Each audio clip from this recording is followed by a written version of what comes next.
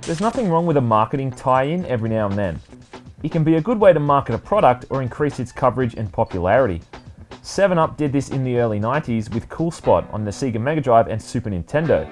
Nerf tried the same thing in the late 90s with Nerf Arena Blast released for the PC.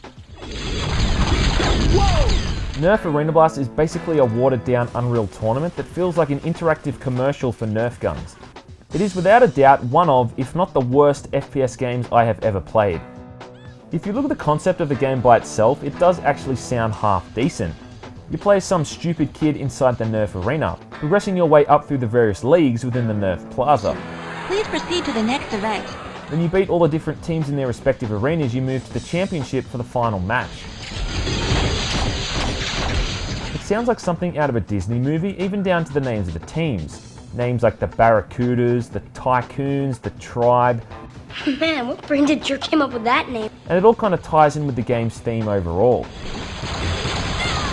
Instead of using flat cannons and rocket launchers, you're using official Nerf guns, such as the Ballzooka and the Triple Strike.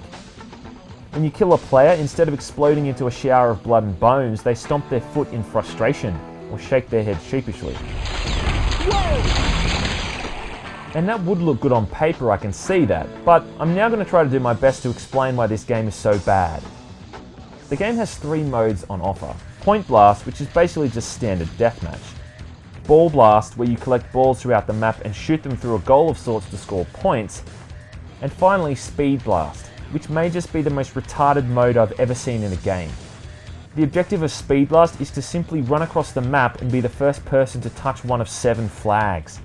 This mode is so fucking mundane and boring, I just can't wrap my head around it. Flag number 2. Half the time I play these, I just get lost after the 3rd or 4th flag and just start killing everyone out of sheer boredom. There is a decent selection of weapons, most of which are based off their real-life Nerf counterparts, and the majority of these are borderline useless for a couple of reasons. Firstly, practically all of them shoot slow-moving projectiles, making accurate shots near impossible, and secondly, these projectiles are stupidly small. Literally every single weapon in this game flat out sucks. Like, look at this stupid thing that launches beach balls. They're slow, cumbersome, and just not fun to use. This wouldn't be so much of an issue if the gameplay wasn't so fast-paced. You pretty much just have to hold down the fire button and hope for the best. The only weapon that is genuinely decent is the scatter shot, which essentially functions like a shotgun. It has a decent projectile spread, meaning you actually have a solid chance of being able to hit something for a change. Though the majority of the time I get my hands on it, it's either only got a few rounds left, or I get killed before I can use the damn thing. The AI in general is absolutely relentless for something that's supposed to be a kid's game. They jump all over the place, launching off bounce pads and shooting you in mid-air. I feel like William Tell trying to shoot the apple off my kid's head, except my kid is doing cartwheels and backflips like an asshole. It's really quite difficult, and on top of that, there doesn't seem to be any way to modify the difficulty level. Now look, I played a lot of Unreal Tournament and Quake 3 Arena back in the day, so I'd like to think that I've got a pretty good awareness level when it comes to these types of games. Yet half the time, I don't even see what the fuck is shooting me. I'm already mashing the left mouse button so quickly that by the time I've realised I was killed, I've already clicked myself to a respawn.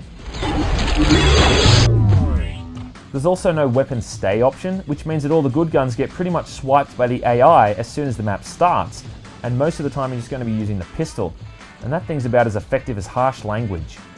Now the weirdest thing about all of this is that even though I always get my ass kicked, I still seem to win the matches. I honestly cannot explain what the hell is going on sometimes, and that's what this game is just about across the board. It's just a clusterfuck of psychedelic environments combined with sloppy, loose shooting, and it's like some sort of bizarre acid trip. As I said before, the game is basically just a non-violent alternative to Unreal Tournament, but it stripped away all the things that made Unreal Tournament so enjoyable.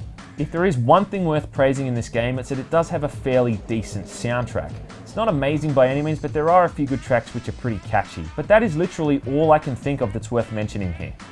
So if at this point you're still unsure whether or not to play this game, then let me break it down for you. No, you shouldn't. In fact, just knowing about this game's existence is harmful, and for that reason I'm also not going to suggest where you can pick up a copy.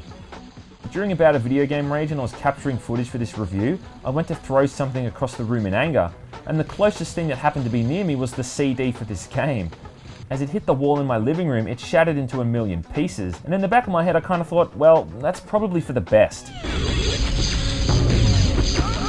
At the end of the day, Nerf pretty much ruined every single thing they get their hands on.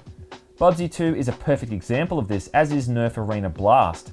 So if you're looking to play an old arena-based shooter, then this isn't it. Go pick up Quake 3 or Unreal Tournament instead.